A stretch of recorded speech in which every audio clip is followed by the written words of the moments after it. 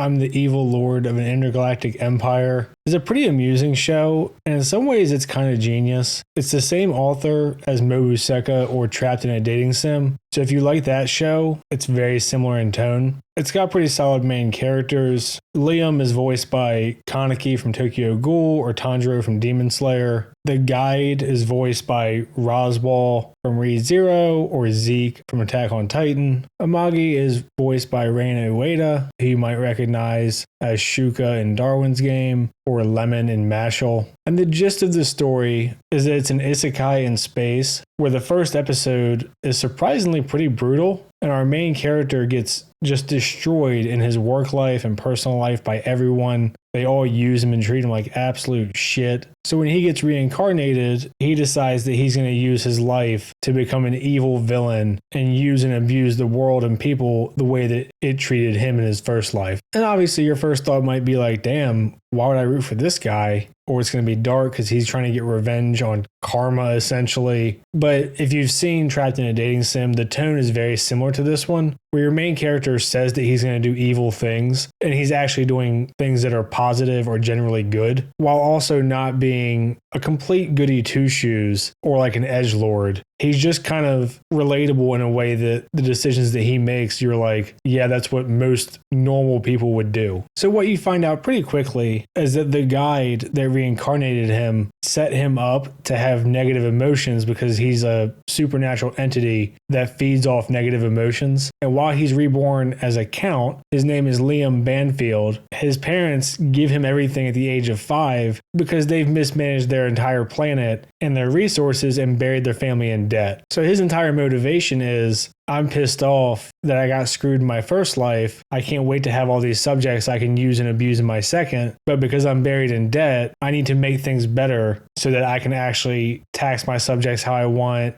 create a harem, have power. So by default, even though he's got this warped motivation, he has to make everyone's lives better for his goals to be attainable. And they age him up pretty quickly in the show. They explain that this species of human lives to like 600, so he's not even an adult till 50, and he gets aged into like more typical teenage shonen protagonist pretty quickly in the first couple episodes. I find the humor really amusing. I like the idea of him improving the economy, so he keeps taxing people and putting the money back into the system to make his subjects wealthier while saying that he can't wait to tax them more and kind of live like a lavish life off their hard work. But like you see this reoccurring bar, and at first it's a dive, there's just a couple people, and as the show goes on, it's more full. They're all talking about how busy they are and how they're understaffed because everything is booming with Liam in charge. So he's constantly getting praise from the people because he's actually a good lord or count and making their lives better, while he just keeps bitching about how he wants to be evil.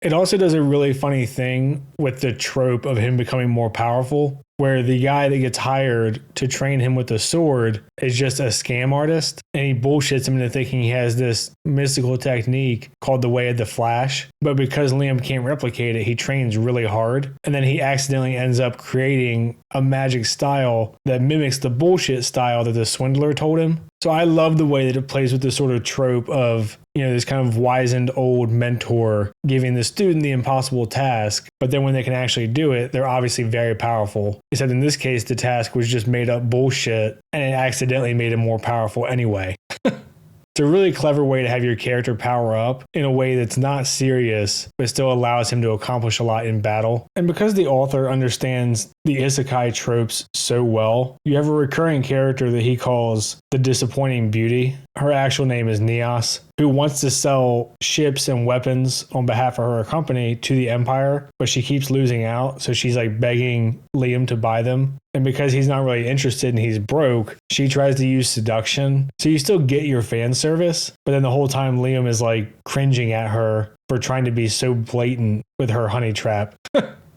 That humor works for me. Not sure if it works for everybody, but I like the idea of it including the fan service in a way that's making fun of it, but you obviously still get the fan service if you're into that. And it does a pretty good job of making fun of the genre as a whole, where your main character obviously ends up just surrounded by big titty anime girls who are all super powerful. And one thing I would praise the show for that it takes a little bit more seriously is the bad guys are doing human torture experiments on people. And this is kind of your villain for the season. And it doesn't fucking hold back in the psychology of it and the brutality of it, which is pretty dark for the rest of the tone of the show. But obviously, when you have your villains, it's a good thing to commit to making them actually fucking evil. Although they are a bit of a caricature of anime evil in the sense that they just enjoy destroying beautiful things and blah, blah, blah. That's an actual motivation in much more serious anime. And this is a minor spoiler, but something that I also really like for the main character, Liam, is that when he sees the guy who's done these heinous experiments, he's not like waffling or maybe he can be turned around. He just fucking shoots him in the head. And it's nice to have a protagonist who's not a giant blubbering pussy who sees the good in everyone. And there's some more good humor in making fun of the isekai genre in general, where he has this super lavish castle and he's talking about wanting to have like an evil lord party, or some Japanese word that I can't say. It's like Shinkin Chuin or something, where he wants to have a pool filled with alcohol and meat hanging from the ceilings.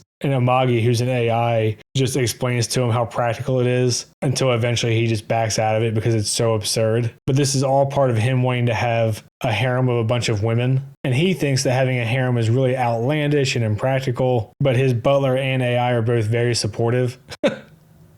And she explains right away that because he's the count with his own planet, that any woman that he invites up to his place will say yes, which is really funny and also kind of refreshing to see that it's not this weird like, oh, I'm so awkward around girls even though I'm the savior of the world, and it being serious. This is something you would get in like cheat skill isekai, which is absolute self-insert dog shit. And it's really amusing because he gets all pouty and he starts bitching about how he wants a harem only of women who don't want to be part of a harem. And because he's so rich and powerful, that actually makes it difficult. So at least at the point that I'm at in the show, he doesn't even have a girlfriend yet or a single girl. And then he goes to look for women and starts bitching about the fashion and how he's going to be a tyrant about how stupid the fashion is because he can't lust over the women and stuff. Really immature and petty, but really funny. And I think a pretty clever way to make fun of the genre while also kind of embracing it. And I think part of what makes it work is that the author has done Trapped in a Dating Sim where he leans into the genre tropes a bit more. And you can tell that it's coming from a place of he's a fan of the genre. He's not attacking it and shitting on it just for the sake of it. So overall, not a super complex story, but it's one where I think if the humor works for you and the kind of general plot of him rebuilding a rundown colony that he owns, essentially, it's a pretty fun show. Not going to change your life, but I've really enjoyed it so far. And I'd probably recommend it to people who are either a fan of Mobuseka,